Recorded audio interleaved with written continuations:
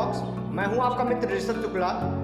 आज हम इस सेगमेंट में आए हुए हैं आईपीसी के सेक्शन 442 की चर्चा करने, हाउस ट्रेसपास। वीडियो स्टार्ट करने से पहले आप लोगों से एक रिक्वेस्ट है, अगर आप मेरे चैनल पर नए हैं तो सबसे पहले मेरे चैनल को सब्सक्राइब कीजिए और बेल आइकन दबाइए तथा वीडियो अच्छी लगे तो लाइक कीजिए और कमेंट करना बिल्कुल ना भूलिए तथा मित्रों में शेयर कीजिए। और आगे भी हम ऐसे लॉ की तमाम जानकारियां आप सबके सामने लाते रहेंगे और आप सबको लाभान्वित करते रहेंगे, लेकिन मेरा सपोर्ट करना बिल्कुल ना भूलिए। चलिए वीडियो स्टार्ट करते हैं। वीडियो स्टार्ट करने से पहले आप लोग अपनी पेन और कॉपी और अपनी बैरक अपने साथ लेकर बैठ जाइए, जिससे जो कुछ भी मैं बताऊँ सारी चीज़ें आप नोट करते चलिए।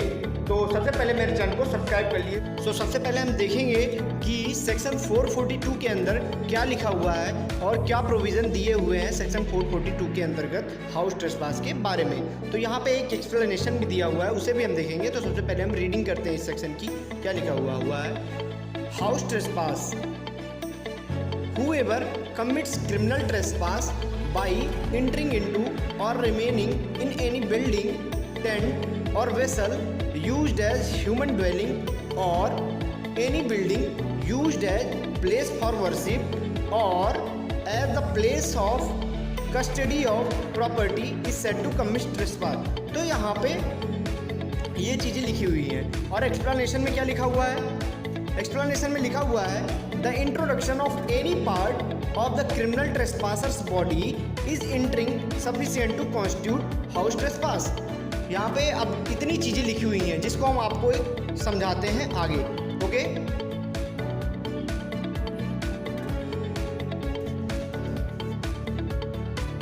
अब हम देखेंगे कि क्या क्या चीज़ें हैं जो निकल के सामने आई हैं 442 से, जिन पे हमें चर्चा करनी है या जिन पे हमें ध्यान देना है, और कौन कौन से ऐसे एलिमेंट हैं जो कि एक हाउस ट्रेसपास कमिट करने में वहाँ पे ज़रूरी है। ठीक, तो सबसे पहले यहाँ पे क्या होना चाहिए, कमिट्स क्रिमिनल ट्रेसपास। ठीक, a person commits house trespass if he commits criminal trespass. जो व्यक्ति हाउस ट्रेसपास कमिट कर रहेगा सबसे पहले उसे क्रिमिनल ट्रेसपास कमिट करना हुआ होना चाहिए।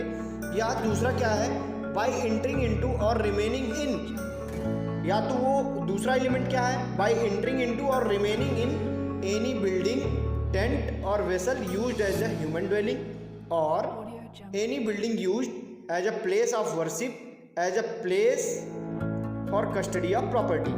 तो यहाँ पे जो है इतनी बातें निकल के सामने आई कि या तो क्रिमिनल ट्रेसपास किया हुआ हो, पहला एलिमेंट। दूसरा क्या है उसी के साथ, by entry into remaining in any building, या तो वो कोई ऐसे बिल्डिंग में इंटर करता है या रिमेन करता है जो कि ह्यूमन ड्वेलिंग के लिए यूज किया जा रहा हो, चाहे वो बिल्डिंग हो, टेंट हो या वेसल हो। ठीक, या वो ऐसी किसी बिल्डिंग में इंटर या रिमेन करता है जो कि प्लेस ऑफ वर्शिप के लिए या वर्शिप के लिए यूज किया जाता हो। दूसरा, या तो place of custody of property हो, जहाँ पे किसी प्रॉपर्टी की कस्टडी ली गई हो। तो ये चीज़ें ज़रूरी हैं एक हाउस ट्रेसपास कमिट करने के लिए।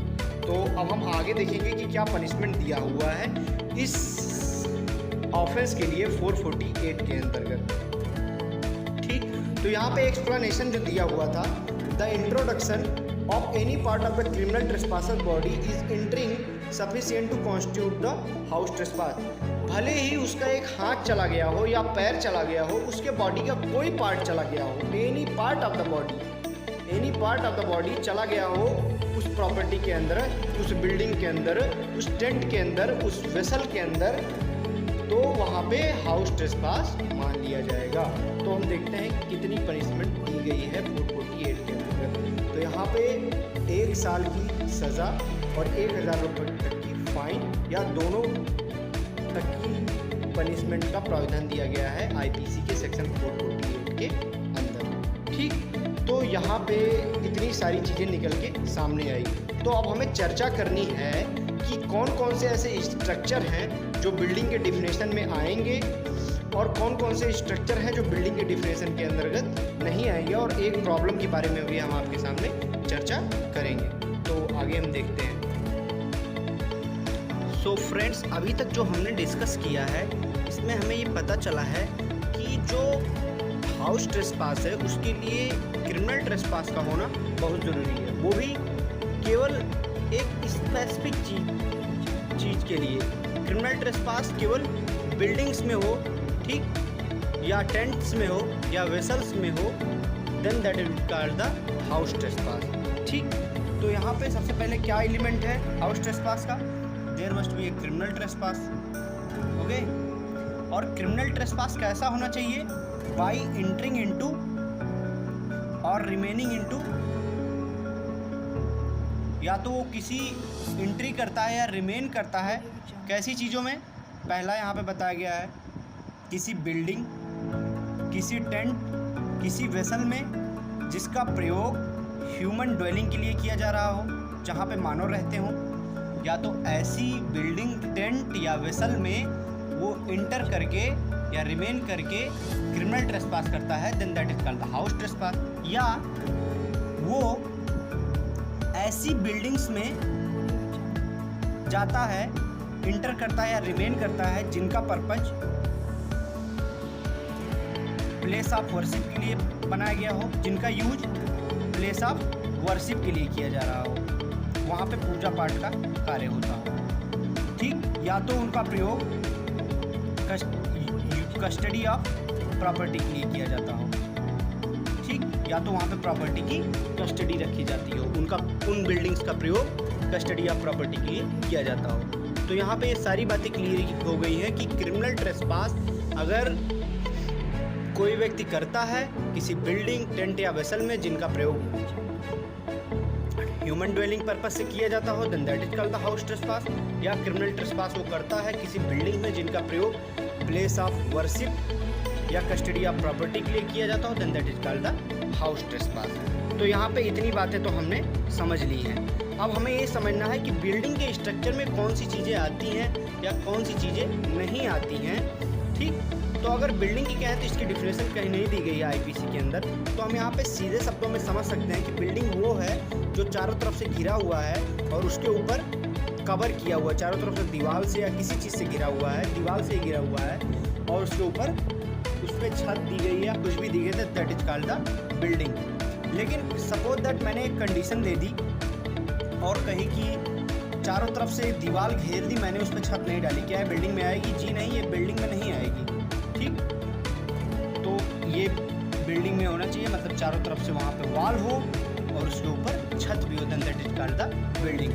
सपोज दैट मैं आपके सामने एक प्रॉब्लम रखता हूँ और कहता हूँ, एक ये लगभग पूछा भी जाता है हर एग्जाम्स में या अक्सर कई एग्जाम्स में पूछा जाता है कि एक टेंट है जहाँ पे पूजा पाठ का कार्य किया जा रहा है, प्लेस ऑफ वर्शिप का कार्य किया जा रहा है, और वहाँ पे एक व्यक्ति क्रिमिनल ट्रेसपास कर देता है इंटर करके या रिमेन करके अनलॉफुल तरीके से, क्या ये हाउस ट्रेसपास होगा?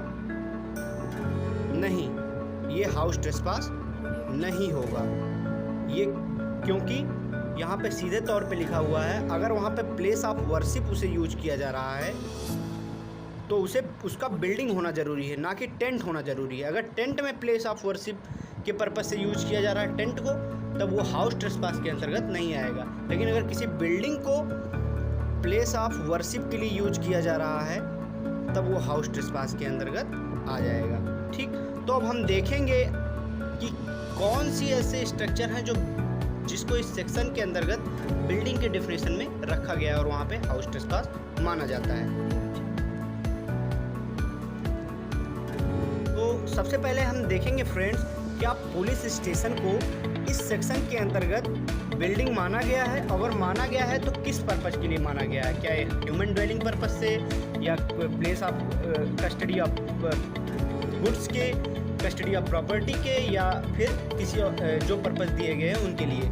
तो यहाँ पे पुलिस स्टेशन को बिल्डिंग माना गया है, वो भी कस्टडी ऑफ प्रॉपर्टी के पर्पज़ के लिए, क्योंकि वहाँ पे प्रॉपर्टी की कस्टडी रखी जाती है, इसलिए उसे बिल्डिंग माना गया। अगर यहाँ पे कोई क्रिमिनल ट्रेसपास करता है तब वो हाउस ट्रेसपास माना जाएगा, ओके। तो अब हम दूसरा देखते हैं, यहाँ पे क्या स्कूल को बिल्डिंग माना गया है इस सेक्शन के अंतर्गत? क्या यहाँ पे कोई क्रिमिनल ट्रेसपास करेगा तो हाउस ट्रेसपास के अंतर्गत आएगा?